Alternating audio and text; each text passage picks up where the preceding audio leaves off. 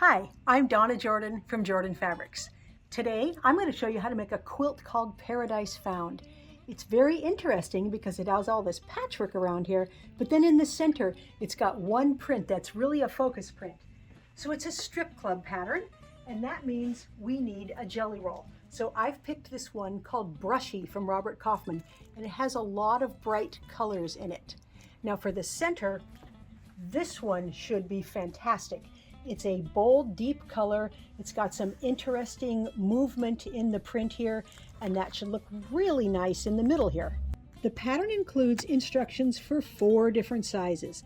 I'm going to make the twin, so I'll need 24 strips, a 1 3/4 of background. I'm using solid white, 2 5/8 of the accent print. That's this blue we're using, and that's also on the first border. Then we'll pick out a second border, backing and binding later on. Let's pick out the 24 strips that we want to use. My only considerations are, will they show up against the background and will they show up against the accent? So we've got plenty of colors to work with here. So all I'm really going to take out is this, which is the same as the accent, and then these really light ones because they won't show up against the background. Okay, those are the 24 strips, and these don't get subcut. They're going to stay whole, so we'll leave those there for now. Then we just need to do a little cutting on the background and a little cutting on the accent. Now I can't give you the numbers because it's not my pattern, but I've made so many of Cozy's patterns that I know all their cutting instructions are super simple and easy to follow.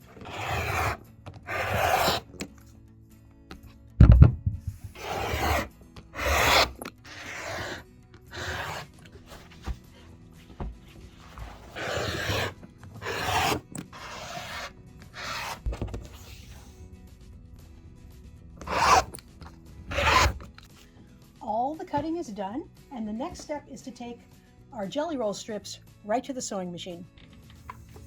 We're going to take 3 of the strips. It doesn't matter which 3, just get 3 that are different colors, and we're going to make a strip unit. So we're going to sew them all side by side. So here's a nice interesting group of 3, and when we make strip units, we want to sew them with a careful 1/4 inch seam. So I'm going to put these 2 together,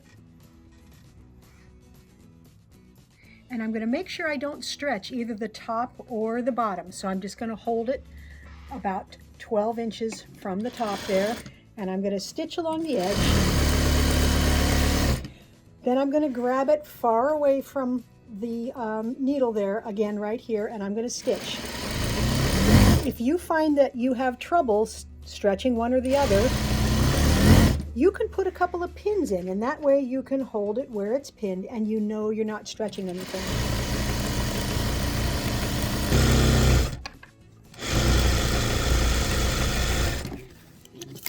I like to press the seam allowance to one side. Now these fabrics are pretty thick, so I can press the seam allowance toward the yellow even though it's lighter. But in general, you press towards the darker fabric. So what I'm doing is holding this open and then pulling my finger along the seam, and that's kind of ironing it. It's finger pressing it. This makes it a lot easier to iron later on. So I'm just going to go all the way down that seam and then add the 3rd piece using the same method.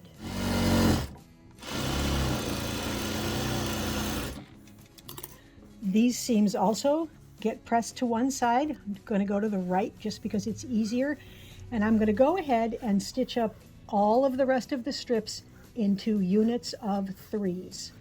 Even though we finger pressed, we still want to iron our strip units. So I like to do it on my big ironing board and smooth it out with my hand so that I know it's pretty straight. I'm using the edge here to make sure I've got it pretty straight.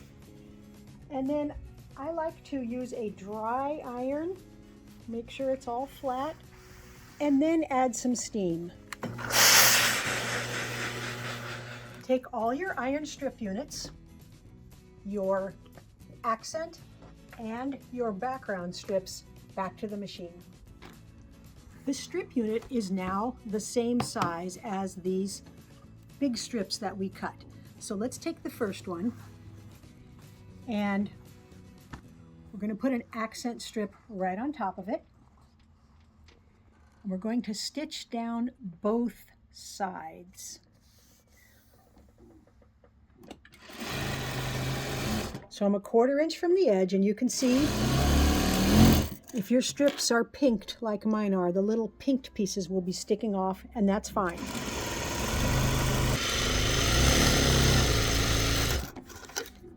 Now we can just flip it around and sew down the second side.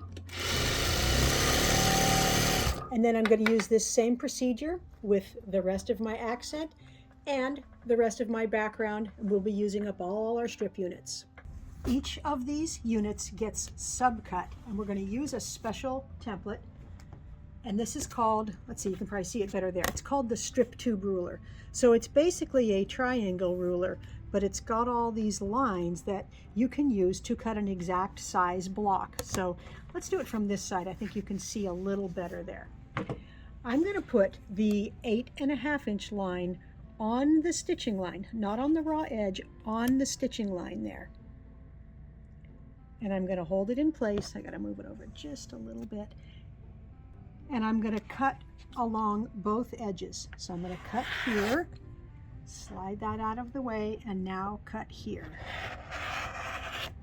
And what we have now is a precise 8.5 inch block. Now we're going to take the ruler and spin it around and put this up at the top edge. Again, that 8.5 inch line goes on the stitching line, not on the raw edge. And now I only have to make one cut here. I'm going to keep flipping the ruler around and keep making cuts till I've used up the whole strip.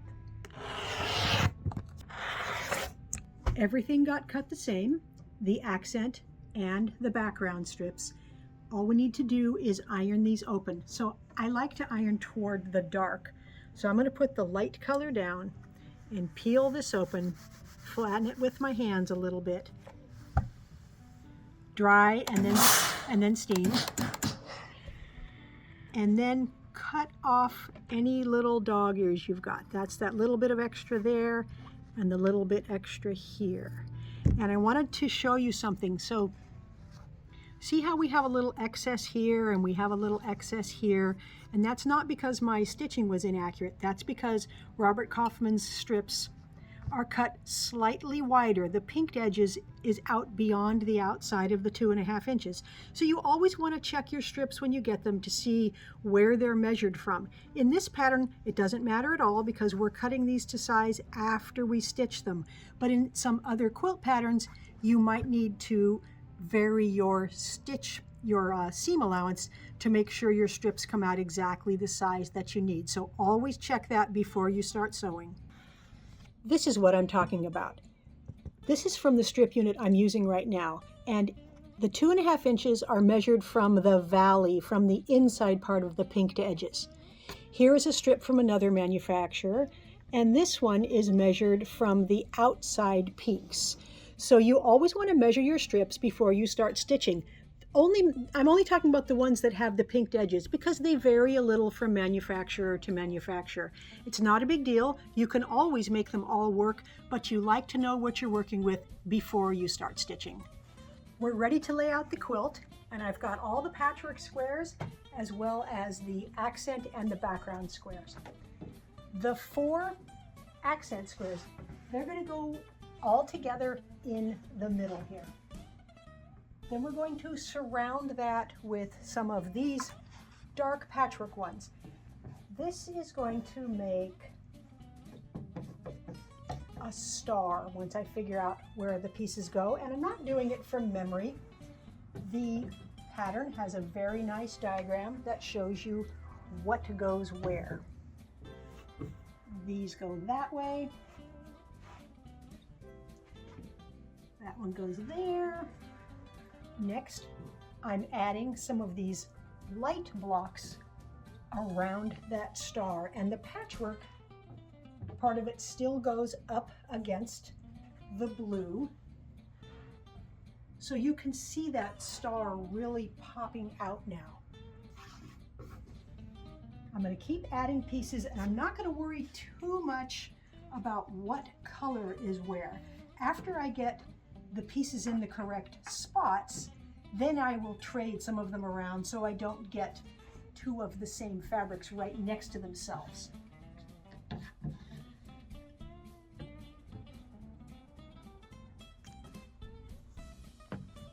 These plain background squares fill in the corners, and it's almost done. So that is all the patchwork. But we've got some of these blocks left, and there's something very cool we're going to do with these.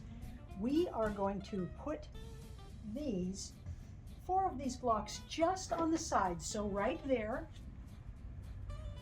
and then all the way over here.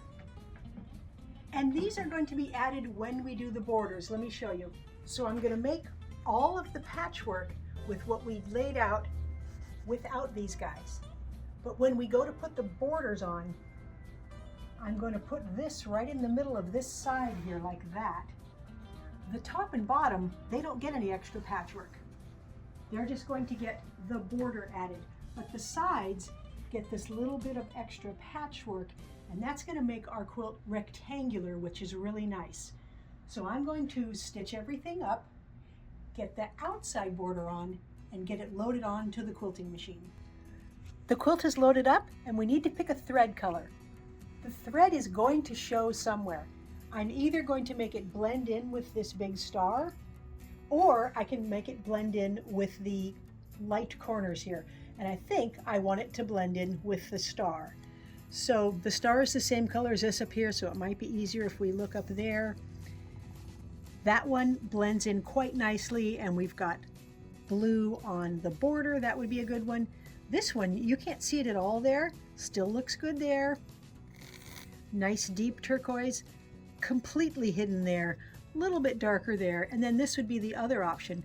It's much lighter, so in the light area, it's hardly going to show, but it's going to show more in the dark area. I think this will be the best choice since it echoes what we've got on the border. I'm going to use a pattern called Variety. It has a lot of swirls, kind of things that might look like flower petals, some pointy things here, but it's very abstract. And so that is in keeping with the style of the fabrics we are using.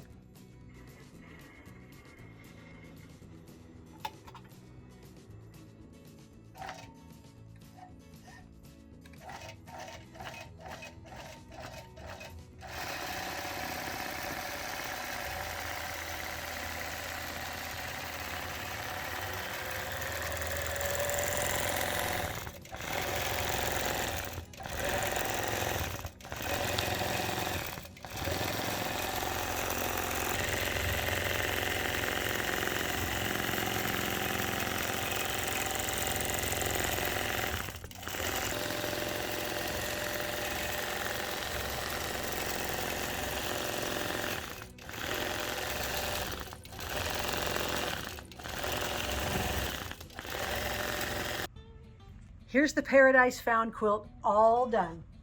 One of the things I really like about this is you see that big bold star in the middle, and it's almost like it's in a square, but then you see that big diagonal square that looks like it's setting on top of the background. And that's because we added this patchwork to those side borders. So the quilt is rectangular, but this is almost like it's set on top of it.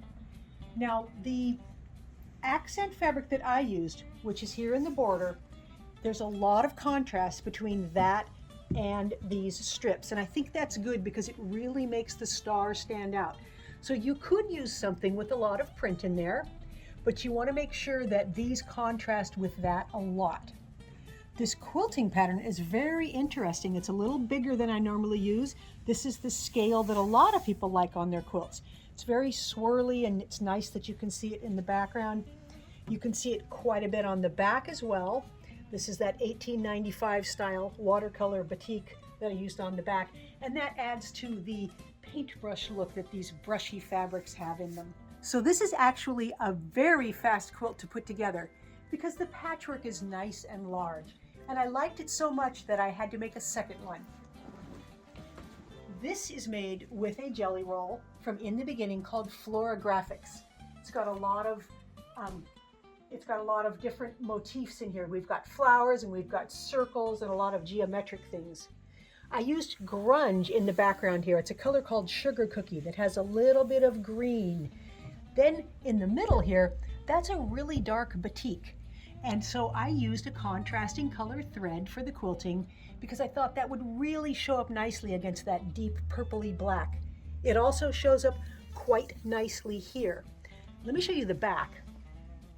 It's another one of the Flora Graphics prints. I love all those little circles. Now I think that I like the first one I made the best. I can't really make up my mind, but this is so nice and bright and colorful.